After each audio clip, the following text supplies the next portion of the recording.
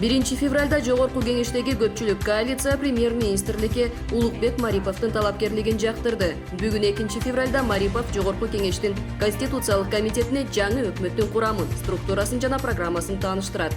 Өкмөттүн болжолдуу курамы төмөндөгүчө: 1 вице-премьер-министр Артем Новиков, экономика жана каржы министри вице-премьер-министр Улукбек Карымшаков, өкмөттүн аппаратынын жетекчиси Жеңиш Асанкулов, коргоо министри Талайбек Өмүралиев, тышкы иштер министри Руслан Казакбаев, юстиция министри Асель Чыныбаева, саламаттыкты сактоо жана социалдык өнүктүрүү министри Алымкадыр Бешеналиев, билим берүү жана илим министри Алмазбек Бешеналиев, маданият, маалымат жана спорт министри Кайрат Иманалиев, өзгөчө кырдаалдар министри Бообек Ажекеев, ички иштер министри Улан Ниязбеков, транспорт, архитектура жана коммуникация министри Гульмира Абдралиева, энергетика жана өнөр жай министри Кубанычбек Турдубаев, айыл чарба, суу чарба жана аймактарды өнүктүрүү министри Аскарбек Жаныбеков, улуттук коопсуздук мамлекеттик комитетинин төрагасы Камчыбек Ташиев. Кыргызстанда окуган чет өлкөлүк студенттер бир жылда дээрлик 5000ге азайган. Ички иштер министрлигинин маалыматына караганда, 2020-жылы Кыргызстандын жогорку окуу жайларында билим алып жаткан чет элдик улан кыздардын саны 15.000ди түздү. 2019-жылы бул сан 20.000ден, 2018-жылы 16.000ден тегерегинде болгон. Чет өлкөлүк студенттердин басымдуу бөлүгү медициналык билим алуу үчүн келген Индия жана Пакистан мамлекеттеринин студенттери. 2020-жылы Пакистан тарап Кыргызстандын медициналык окуу жайларын кара тизмеге киргизип, муну билим берүү сапатынын төмөндүгү менен түшүндүргөн.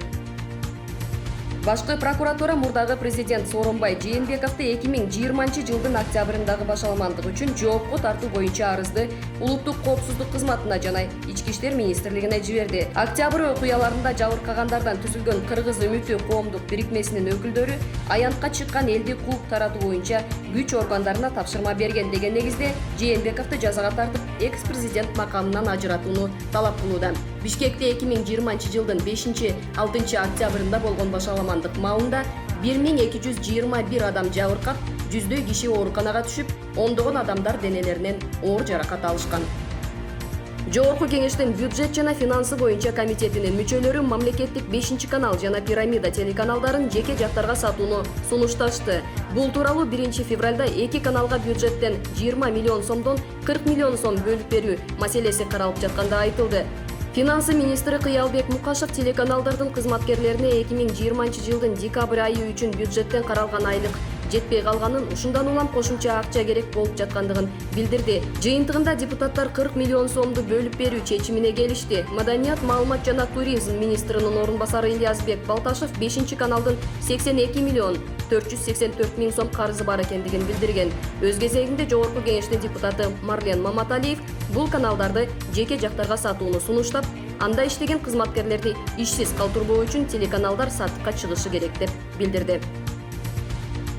Кыргыз өкмөтү мамлекеттик кызматкерлердин штатын кыскартып, алардын ишин оптималдаштыруу үчүн жыйынтыкта президентке жиберди. Бул тууралуу мамлекеттик органдардын тутумун реформалоо үчүн сунуштарды иштеп чыгуу боюнча мекеме аралык комиссиясынын жетекчиси, өкмөттүн аппарат башчысы Бакыт Аманбаев билдирди.